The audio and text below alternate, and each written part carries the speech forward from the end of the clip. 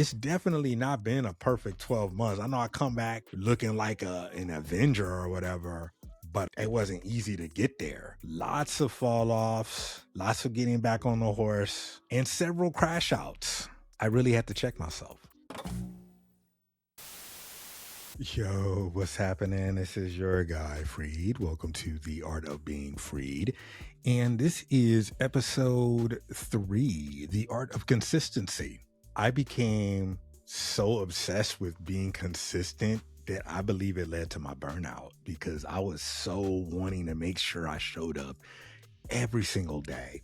And I'll give you an example. For the social media, when I started the page Freed podcast back in 2022, the advice I was given it was that when you come out with your podcast or your YouTube page, that you should show up for at least 35 weeks. So I would do a podcast every Friday for 35 weeks. And I did that for like 50 weeks, actually. I went into the end of the year, into the next year. By the time I got to the end of the year, I had multiple of my videos just started popping. I remember all of a sudden it was like lots and lots of views, lots of comments, lots of followers. In my own sense, in my way, that I was like, wow, this is worth doing. And I just stopped one day and I got comfortable with it, and I started to just repurpose. And I think the repurposing, I leaned on all the content I made, and it became easy to just not make anything because I had so much that I've been talking and whatever about.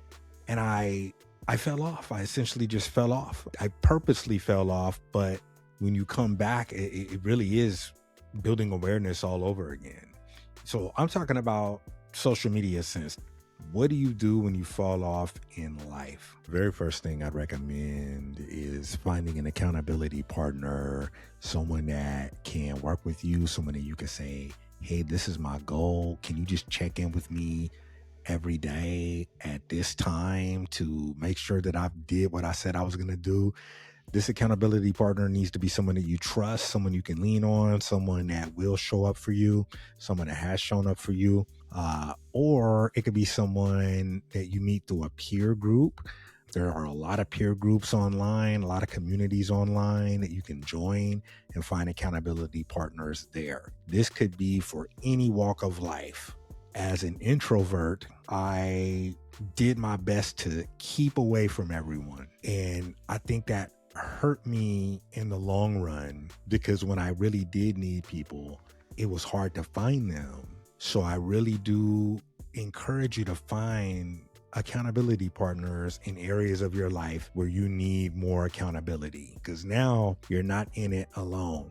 Self-integrity is a really big deal, but a lot of people don't come through for themselves. It just is what it is. So when you have an accountability partner to help you navigate what you're wanting to be better at, it's just a lot easier to stay on task. In the last video, I talked about waking up every morning at 5 a.m. for 2 weeks. Have you been doing that? I want to make sure you're doing that. Check in, leave it in the comments if you've been waking up every morning at 5 a.m. That's a good habit to build. So when you're building consistency, it usually starts with small habits, like little things that you can do for yourself. I have work every day and it's at 8 o'clock. I don't even think about that because I have gym every morning at 4:30. So like that's my personal commitment to myself that I built into a habit that it's like even today was my day off, but I still had gym at 4:30. So it's like that's a habit that I built.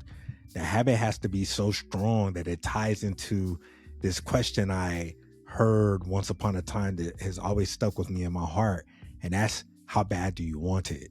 So if you really are desiring change in your life and you want to become consistent at something to get to your goal, how bad do you want it? You need to want it enough to where that habit will be so strong that it will get you out of bed at 4 o'clock in the morning on a Friday on your day off. That's how consistent you need to get. You've been consistent. You built those good habits. Something's happened. Maybe you're not showing up. One day you're not showing up. Maybe it's turned into a pattern. So let's stop quick before it turns into a pattern. The very first time you don't show up, maybe you're listening to this right now and you've been doing so good at something. and you didn't show up, you failed to show up, that's okay, because you can start again. You have the opportunity to do it today, right now. And the same goes for if you started something and you fell off quite some time ago. You can still come back now. But people fall off. And the biggest mistake I ever made when I would stop is I would reserve myself to the fact that it wasn't meant to be. And there are some things that are not. Some things are just done. But when it comes to building a habit that will improve you, that's something you should pay attention to. People talk about signals versus noise. A signal is anything that will improve you personally. You've been consistent, could be for years, and you messed up. Okay. Hey, I messed up. You could say that to yourself. I messed up. It's not going to happen again. Okay. This is where your accountability partner can come into play. Reach out to them, connect with them, right? It was tough for me because, again, I'm an introvert, very private person. So it's tough for me to find accountability partners. Maybe your accountability partner is a therapist. You don't know. Try it, right? But you have to have an accountability partner in something. So falling off, it happens. The goal is to not live in the fall off. Okay, unless you're, in ghost mode, but you just came out of ghost mode. You become a morning person. You started developing good habits. You're human. People slip. It happens.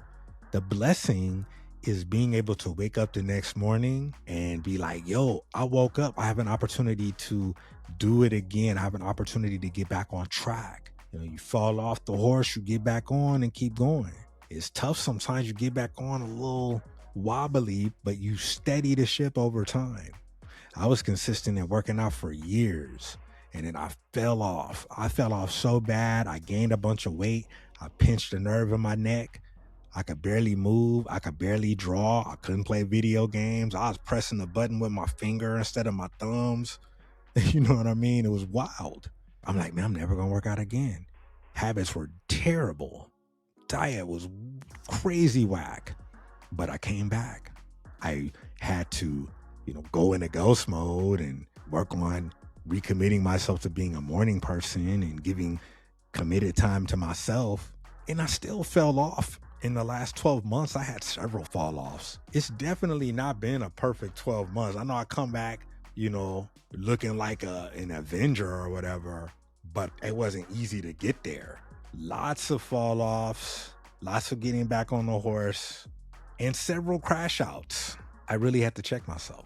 So you build the consistency, you fall off a few times, but you get back on, and it's not about the miss, it's about the overall narrative. I'm consistent over a certain amount of time, but I fall off. But if I can come back, get consistent again, I could go back, look at my body of work over time in that specific area and see how I've improved. So it's not about the moment. It's not about the moment of falling off. It's not about the moment of inconsistency. It's really about the narrative over time, the work that you put in over time. That's where you're going to win. So I mentioned I crashed out. I definitely crashed out. I crashed out a lot over the last year. And the next episode, we're going to get real personal because, man, some people don't make it past the crash out. We're going to talk about it on the next episode of The Art of Being Freed. If you like this episode, please leave it a like. If you're listening and podcast, please leave a 5-star review. Until then, this is your guy, Freed, with The Art of Being Freed, and I will see you soon. Peace.